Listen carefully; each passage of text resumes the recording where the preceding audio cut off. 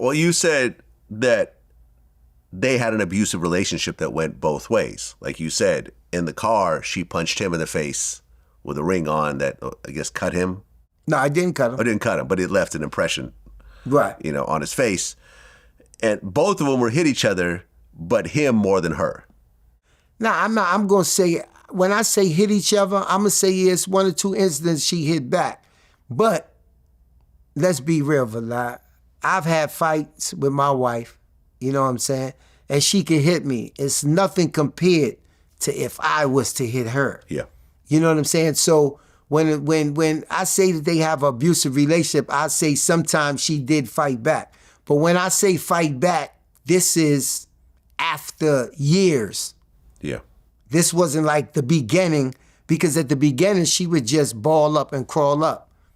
And to see him hit her would be like, you mad about something else. Like, what are you really mad about? You know what I'm saying? And it became a point where, like, even everything that they talk about, like, you wouldn't know that all of this was going on, because the immediate crew thought that was wifey. Like, she was off, nobody could say nothing to Cassie. So it was like, I love her. And it was times that me and him talk. And he would say, "Yo, Barnes, I don't know what to do." I said, "What you mean you don't know what to do? It's coming a time where I'm going to have to make a decision between Kim and Cassie."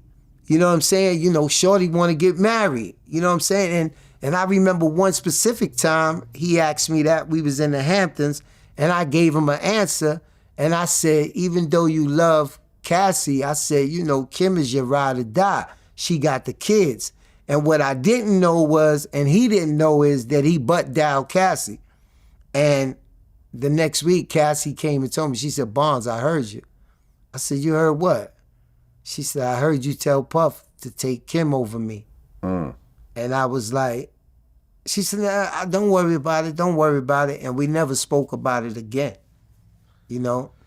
Well, yeah, I mean, from people I talked to that were close to Puff, they all told me that Puff refused to get married because he loved his money too much. And he couldn't comprehend potentially getting a divorce and splitting some of his money.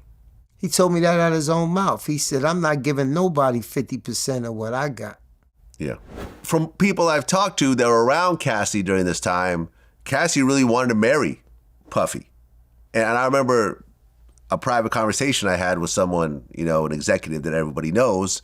They were, basically hanging out one day, and he said the whole time, the whole ride back was, "Hey, can you convince your friend Puffy to marry me? You know what I'm saying? Like, I want to get married. I'm tired of just being his girlfriend.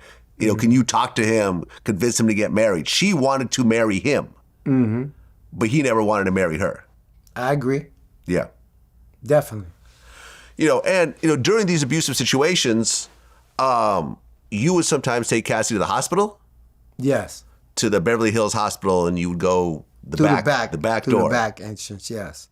Okay. And it's been times that I took her there, and it's been times I took Diddy there. Oh. Where I don't know if it's called the overdose. I don't know, whatever you call it underneath them circumstances. But it was times that I had to take him through the back door for there also. Okay. And the hospital basically just asked no questions? No questions. It was like it was already taken care of through his staff. Wow. Okay. And during this time, and you had kind of hinted at this before, Puffy asked what Cassie called her father and her grandfather, and that was Pop Pop? Pop Pop, yes. And he had her call him that. Right. And she would say it over the PA system and everything else, Pop Pop. And he got off on that. And I believe one time he was on the phone with the father and said, "This is my daughter now. She called me Pop Pop. She called me Dad." That's always been weird to me, man. When girls call me daddy in bed, I've always would stop them. I'm like, nah, I don't like that. That sounds almost like incest. Like, I just don't like it. But right. I guess he got off on that. I guess so. And, he would send Cassie's parents on vacations and give them money and everything else like that to try to placate the situation. Yes. Yes. And they would take it. Yeah, they would take it.